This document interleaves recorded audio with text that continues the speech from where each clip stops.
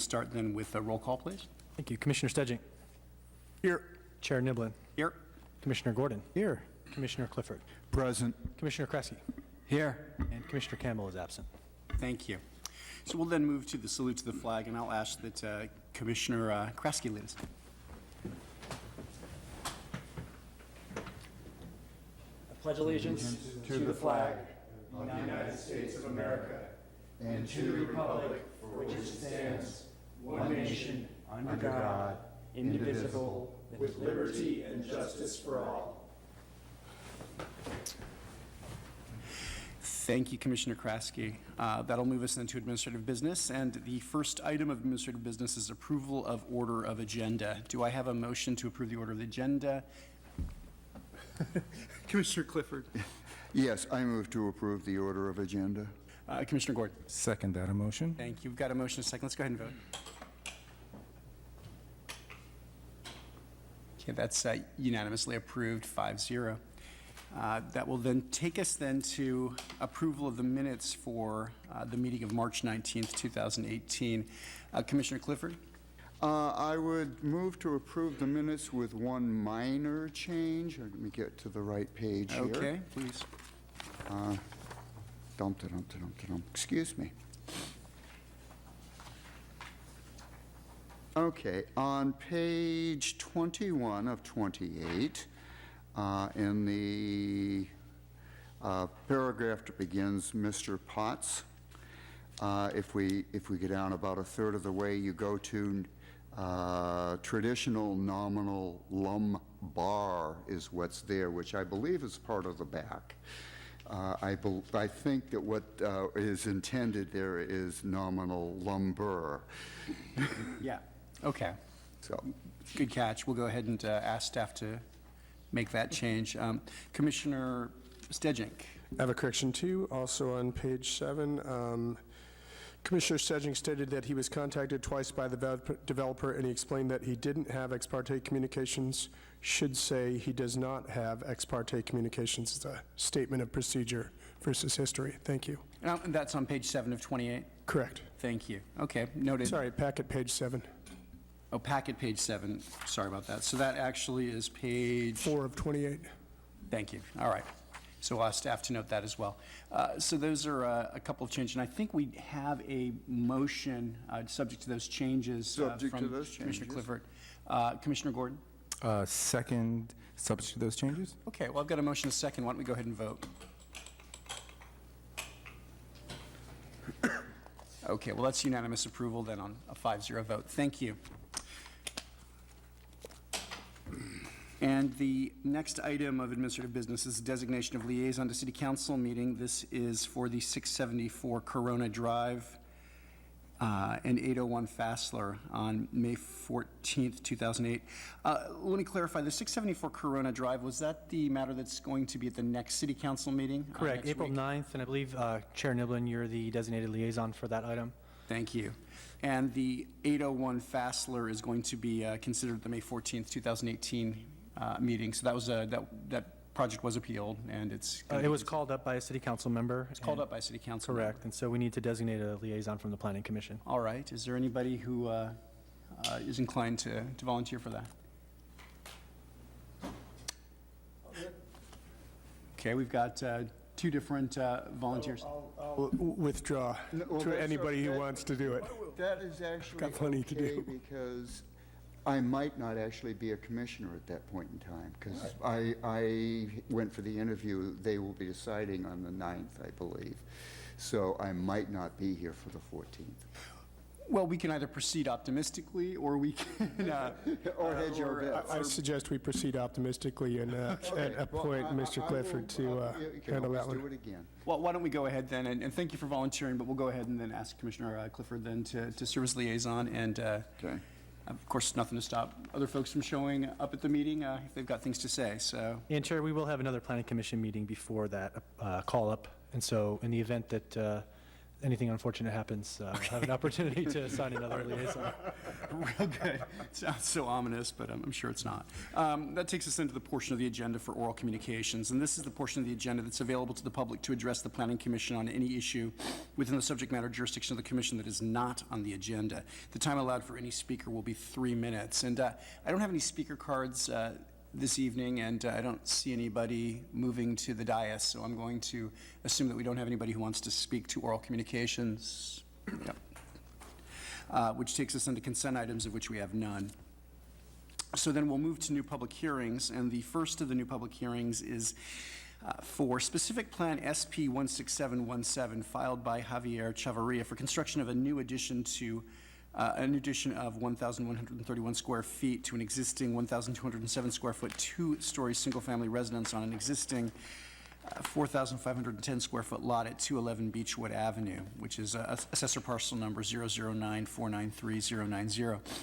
Staff is recommending CEQA action, a Class 1 and Class 3 categorical exemption pursuant to Section 15301 and 15303 of the CEQA guidelines. The recommended action is to approve as conditioned. I think we'll go ahead and take a staff report. Thank you, Chair. Good evening, Commissioners. I'm Senior Planner Christian Murdoch. The project before you involves an addition to an existing single-family residence. It requires Planning Commission review because it exceeds the 50% threshold for increases in floor area for projects in the planned development zoning district when the original development plan is unavailable. The project proposes to add approximately 93% more floor area than exists currently at the site.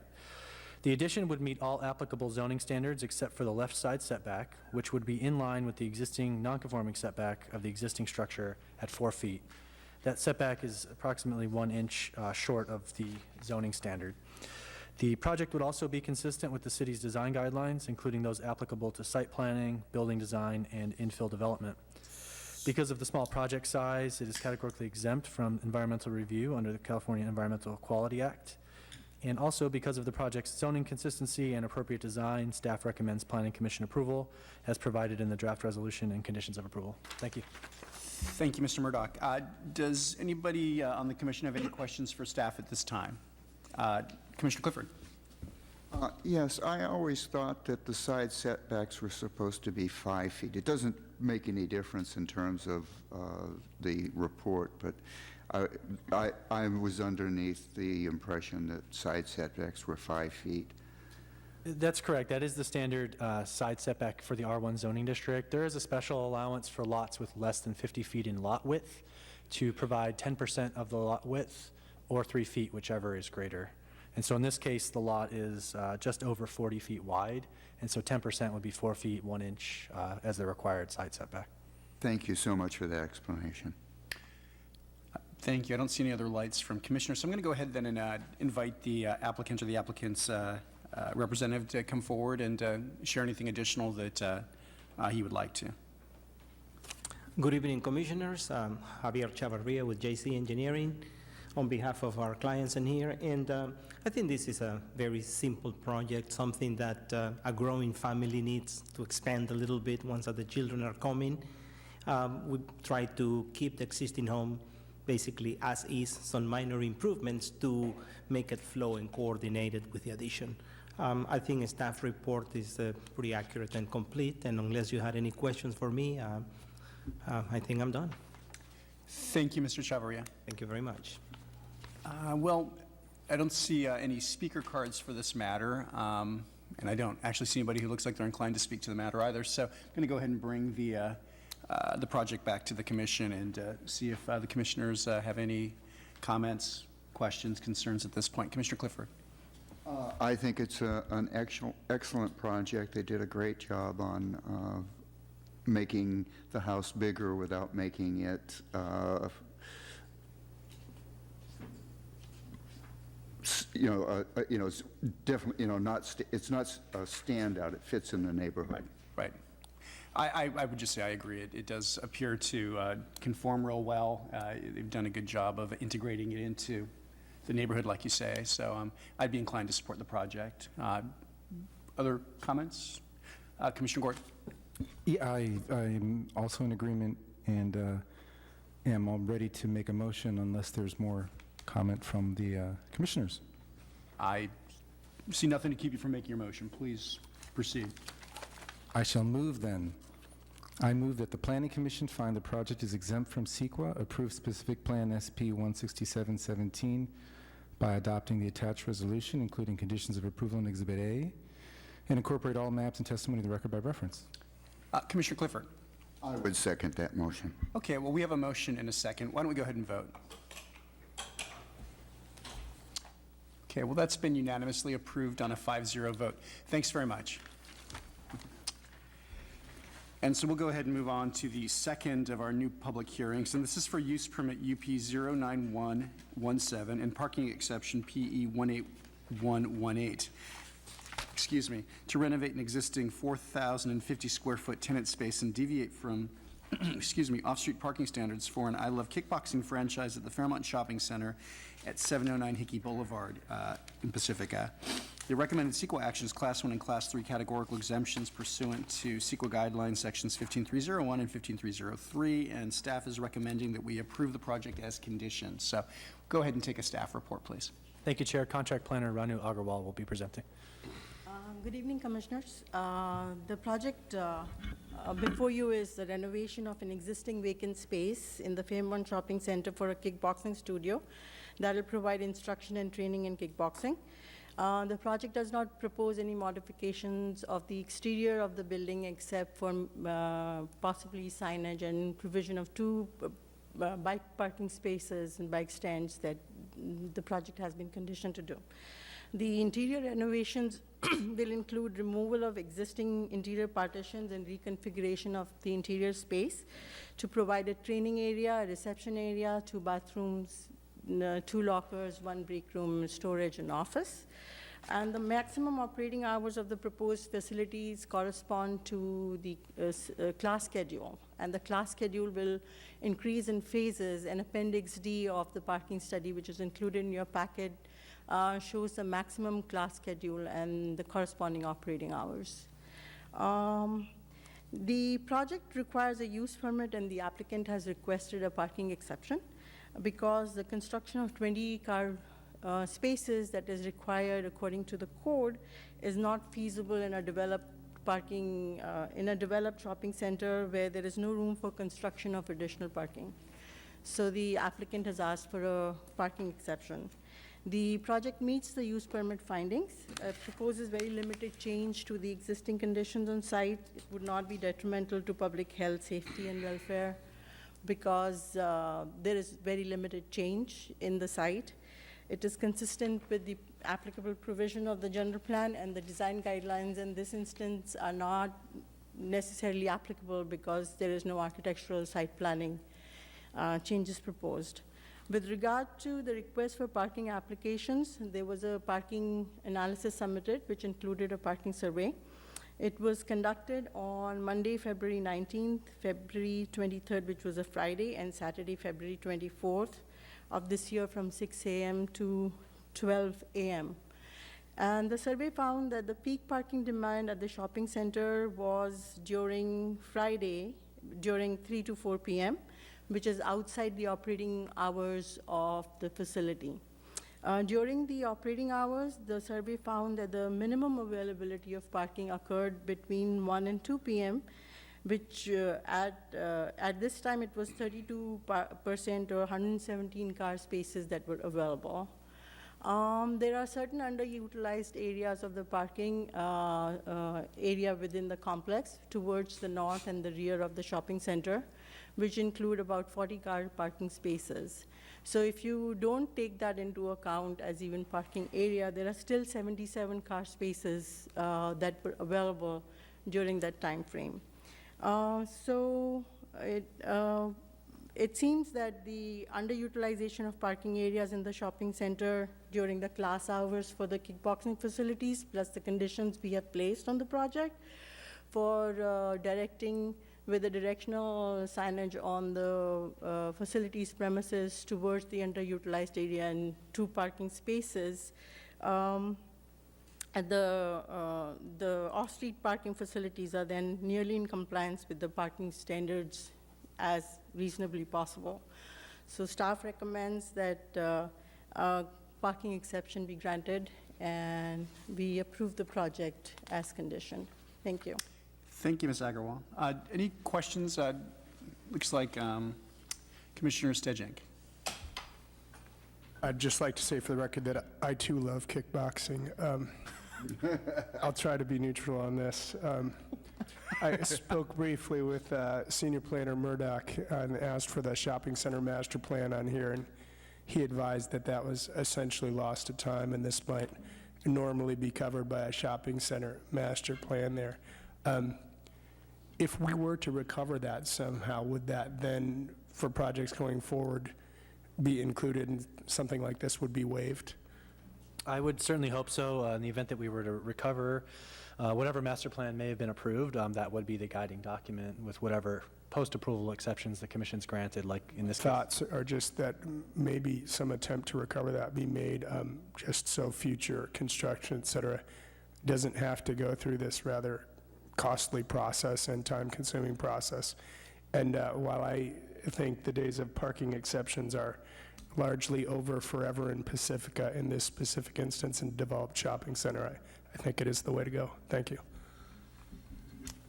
Just had a question or two, actually. I've been to the shopping center a lot. I live pretty close to here, and I wasn't actually aware that those 40-something spaces existed, so this is a good education for me, having read the staff report. But my question actually is the extent to which the parking analysis, or maybe even just sort of anecdotally what the applicant is thinking with respect to the number of folk who might be coming who would be walking, maybe. I just know that there's a lot of multifamily housing, and it's a fairly dense, sort of densely occupied area for purposes of residence. I'm curious as to whether that actually might be something else we can take into consideration as we consider the request for parking exceptions, sort of the notion that a lot of folk might well be walking from some of the multifamily housing in the area. We discussed that in a meeting we had with the applicant, and the perception was that people wouldn't like to walk even a mile or 2 miles, but that's always a possibility because there are sidewalks along all of those areas, plus crosswalks across the road. So there wasn't a study done to see how many people would be walking. Right. But it was because there was parking spaces available within the center during their operating hours, we didn't go that route. I understand. I just note it's a very pedestrian-friendly area, and an area where it strikes me to have a lot of catchment of potential clients and customers. Commissioner Stejnik. I will also bring up some history there, having some historical photos that at one time there were animal cages in the center there where there is now parking. So at least some point in the construction of that plaza, parking spaces have been added where there were originally cages involving monkeys, I believe. Wow. That was sometime in the past. In any event, I think what we'll do then is go ahead and ask the applicant if the applicant has anything they want to add to go ahead and share that with us. And if there doesn't have to be anything, but if there is, this would be the time for it. Well, thank you for your time. Thank you. All right. Well, we'll bring it back then to the Planning Commission, as I don't see anybody with who's presented a speaker card or anybody else who wants to speak to the matter. Commissioner Clifford. Well, I'm glad that this has come before us.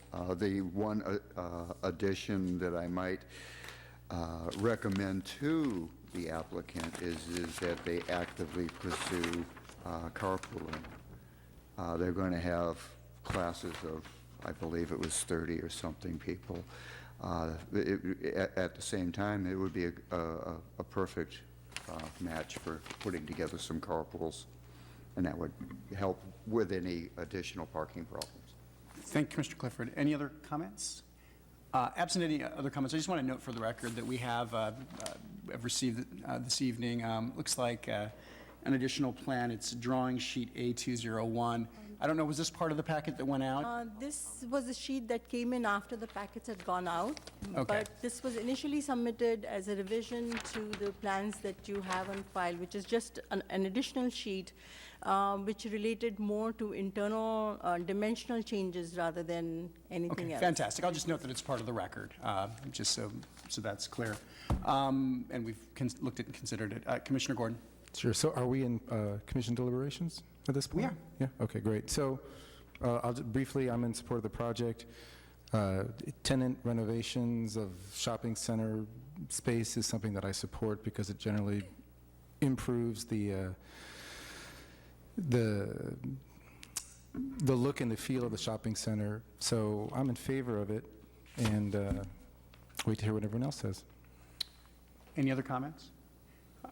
I would just note I'm also in favor. Again, as somebody who lives generally in that area, I like anything that, recreational, options for folks, I think is a good thing. I think it would be, an additional draw to the area. I think that my concerns, such as they would have been about parking, have been very adequately addressed by staff. So I'm prepared to approve the project. Assuming we get a motion for that. All right. Commissioner Gordon, If there's no other comments, I will make a motion. please. Move that the Planning Commission find the project is exempt from CEQA, approve use permit UP 091-17 and parking exception PE 181-18 by adopting the attached resolution, including conditions of approval in Exhibit A, and incorporate all maps and testimony in the record by reference. Okay, that's the motion. Commissioner Stedging? I second the motion. Okay, we've got a motion and a second. Why don't we go ahead and vote? Looks like that was approved on a 5-0 vote unanimously. Thank you. And I'll note for the record, well, congratulations, thank you. I'll note for the record that Commissioner Campbell's joining us. He was actually, made a decision that he was conflicted from the first item, and we moved so quickly to the second item that we're done with it. So there you have it. But we'll note your presence. Okay. Thank you. So that's that was the other new public hearing we had for today. That takes us then to communications, and we'll ask if we have any commission communications. Commissioner Stedging. I have a question on the progress of the marijuana legislation, the marijuana permits. Sure. So we're currently in the Phase 3 application period, which is the marijuana use permit process. So the police chief at the end of Phase 2 published the qualified registration list. And so those applicants are eligible to submit their marijuana use permit applications to the planning department. The deadline for that is April 20th, and so we're awaiting applications at this time. And is it still that there were 22 applicants for 29 licenses, permits? 22 applicants indicating 29 different locations in their applications, but fewer unique applications, something like 8 or 9, I think, unique on-the-ground spots. Is there any method going to be made to level the playing field between those who made multiple location applications and those who made a single location application? So we are going to include in the randomized drawing, the lottery, one entry for each qualified applicant and location. So all but one applicant applied for one location only. One applicant applied for 8 locations, if I'm remembering correctly. And so they will have 8 entries, everyone else will have 1, and it will be a randomized drawing from that point. So essentially, one applicant will have 8 times the likelihood of success as all the other applicants? They will have 8 entries. I'm not sure the statistical calculation, but yes, they'll have 8 entries. Is there some sort of withdrawn? Thank you. Thank you. Any other commission communications this evening? Okay, that'll move us then to staff communications. Nothing to communicate. Thank you. Thank you. Well, that takes us into adjournment, if there's a motion to adjourn. Commissioner Gordon. I'd like to move that we adjourn this meeting. All right, Commissioner Clifford. I second that motion. Okay, motion is second. Why don't we go ahead and vote? Unanimously approved, 6-0. Thank you. God, you're... I'd like to ask Commissioner Campbell's opinion on kickboxing. Yes, well... You love kickboxing or not?